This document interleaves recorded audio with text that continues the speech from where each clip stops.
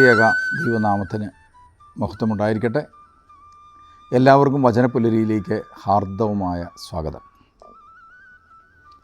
ഈ പ്രഭാതത്തിൽ നാം സ്മരിക്കുന്ന ദൈവവചനം ആവർത്തന പുസ്തകം 8-ാം അധ്യായം 2-ാമത്തെ വാക്യമാണ്.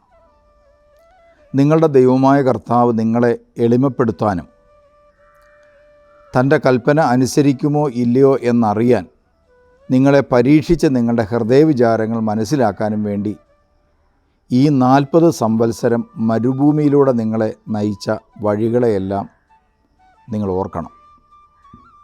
അവിടുന്ന് നിങ്ങളെ എളിമപ്പെടുത്തുകയും വിശപ്പറിയാൻ വിടുകയും നിങ്ങൾക്കും നിങ്ങളുടെ പിതാക്കന്മാർക്കും അപരിചിതമായിരുന്ന മന്ന കൊണ്ട് നിങ്ങളെ സംതൃപ്തരാക്കുകയും ചെയ്തത് അപ്പം കൊണ്ട് മാത്രമല്ല, കർത്താവിൻ്റെ നാവിൽ നിന്ന് പുറപ്പെടുന്ന ഓരോ വാക്കുകൊണ്ടുമാണ് മനുഷ്യൻ ജീവിക്കുന്നതെന്ന് നിങ്ങൾക്ക് മനസ്സിലാക്കി തരാൻ വേണ്ടിയാണ്.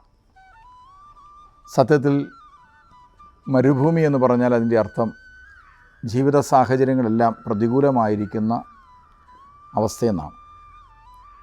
പല വ്യക്തികളും സ്വദേശത്തായാലും വിദേശത്തായാലും അവരുടെ ജീവിത സാഹചര്യങ്ങളെല്ലാം വല്ലാതെ പ്രതികൂലമായി നിൽക്കുകയും അപ്പോൾ തന്നെ ഏറെ പ്രാർത്ഥിക്കുകയും നമ്മൾ ചെയ്യുന്നുണ്ട്.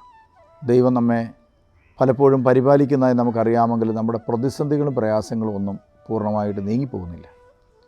അതിനെക്കുറിച്ച് ഓർത്ത് ഭാരപ്പെട്ട് ദുഃഖിച്ച് കഴിയുന്ന അനേകം പേര് പ്രത്യേകിച്ച് വിദേശ രാജ്യങ്ങളിലുണ്ട്. നിങ്ങൾ ഓർക്കുക, ഈ പ്രതികൂലങ്ങളിലൂടെ നിങ്ങളെ ദൈവം നയിക്കുന്നത്, വിശപ്പറിയാൻ നിങ്ങളെ വിട്ടുകൊടുക്കുന്നത് നമ്മളെ കൂടുതൽ എളിമപ്പെടുത്താനാണ്. നാം അറിയാതെ നമ്മളിലൊരു അഹം ജീവിക്കുന്നുണ്ട്. അതെവിടെയാണ് തകരുന്നത്, അവിടെയാണ് ആത്മീയതയും പരിശുദ്ധാത്മാവിൻ്റെ പ്രവൃത്തികളും ആരംഭിക്കുന്നത്. അതുകൊണ്ട് മരുഭൂമി അനുഭവങ്ങൾ നിങ്ങളുടെ ആധ്യാത്മികതയുടെ ഏറ്റവും നല്ല, ഏറ്റവും അനുഗ്രഹീതവുമായ കാലഘട്ടമാണെന്ന തിരിച്ചറിവ് നിങ്ങൾക്കുണ്ടാവട്ടെ. അതിനായി ദൈവം നിങ്ങളെ സമൃദ്ധമായി അനുഗ്രഹിക്കട്ടെ എന്ന് പ്രാർത്ഥിക്കുന്നു.